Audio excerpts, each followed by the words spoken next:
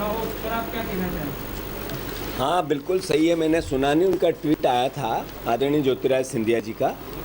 शिव ज्योति express ने मध्य प्रदेश के लोकतंत्र की हत्या की है। शिव ज्योति एक्सप्रेस ने जिस तरीके से मध्य प्रदेश में कोरोना को आमंत्रित किया है, जो मौतें मध्य प्रदेश में 2500 से ज़्यादा हुई, उसके लिए दोषी अगर कोई है तो ये शिव ज्योति एक्सप्रेस है।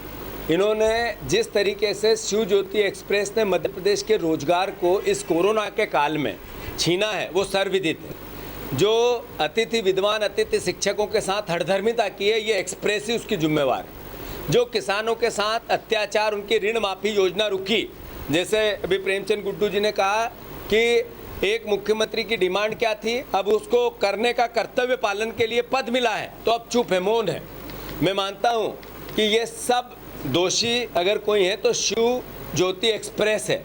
वो माधव मोती एक्सप्रेस थी, वो विकास की पथ प्रदर्शक थी, ये विनाश की पथ प्रदर्शक है। तो शिव ज्योति विनाश पथ प्रदर्शक एक एक्सप्रेस आई है मध्य प्रदेश में, ये चली जाएगी। चुनाव आयोग, आज चुनाव आयोग अपनी मीटिंग प्रेस कॉन्फ्रेंस लेने वाले हैं दिल्ली में दोपहर को। कांग्रेस पार्टी किसी भी तरह के चुनाव के लिए तैयार है, चुनाव के लिए तैयार है। जो तारीख आएगी उसका स्वागत करेंगे। मैं मानता हूं कोरोना के इस महाकाल में जो गाइडलाइन आएगी उसका पालन सारे राजनीतिक दलों को करना चाहिए, हम भी करेंगे, कांग्रेस पार्टी भी करेगी। और मैं ये भी मानता हूं कि कोरोना की इस महामारी में सब परिवार के लोगों को, खासकर किसी भी पार्टी का आदमी हो, हमारे विरोधी क्यों ना हो, प्रतिद्वंदी क्यों ना हो, या कांग्रेस पार्टी का एक एक कार्यकर्ता क्यों नहीं हो, पहला हमारी कोशिश होनी चाहिए इस पेंडेमिक से बचने की, उसके बाद साथ फिर चुनाव जीतने की। तो मैं मानता हूं कांग्रेस पार्टी सारी गाइडलाइन का पालन करेगी, चुनाव का स्वागत करेगी और चुनाव को जीतेगी। और प्रशासन अपने सानिध्य में वोटर लिस्टों में मैनिपुलेट करने की कोशिश हो रही है।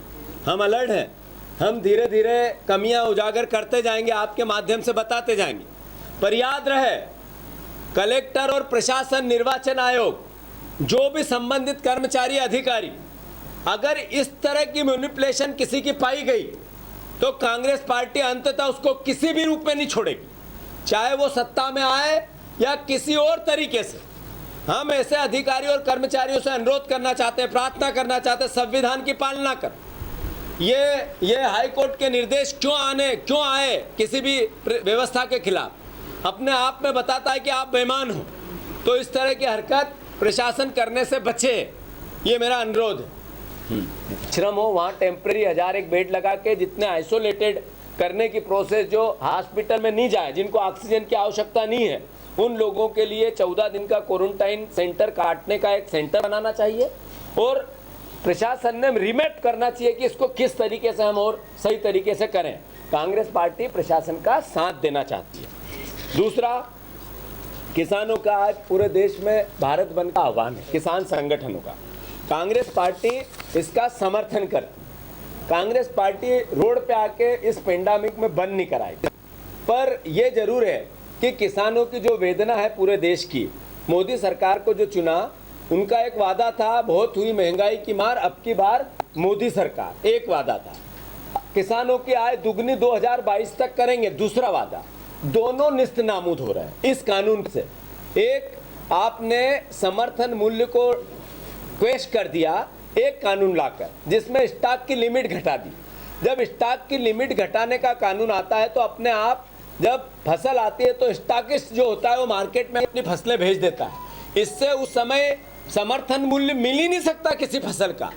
तो मोदी सरकार का ये षड्यंत्र, बार बार आग्रह करने के बाद भी उन्होंने कानून पास कर दिए राज्यसभा और लोकसभा से। कांग्रेस पार्टी इसका विरोध करती है। एक मंडी एक्ट, आज इंदौर की मंडी से आय होती है, उससे इंदौर तहसील के आसपास के गांव में कुछ विकास होता है, चाहे करप्शन कितना हो, तनख्वाहें कितनी देनी पड़े, उसके बाद भी हर साल करोड़ों रुपए का विकास होता है।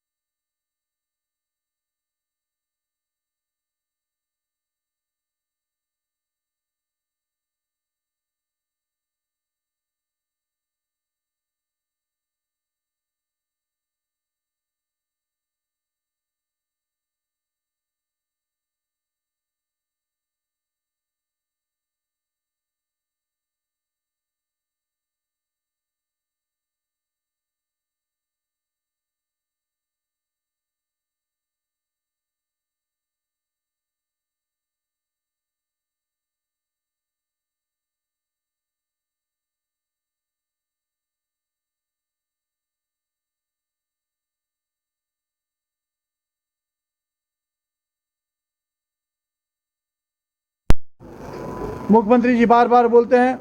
कल पिवड़ा गांव में मैं गया था, वहाँ पे पति पत्नी जो दिव्यांग थे, 6 महीने से उनको काम नहीं मिला था और वो मेरा आरोप है कि वो भूख से मर गए और उन्हें आत्महत्या कर ली।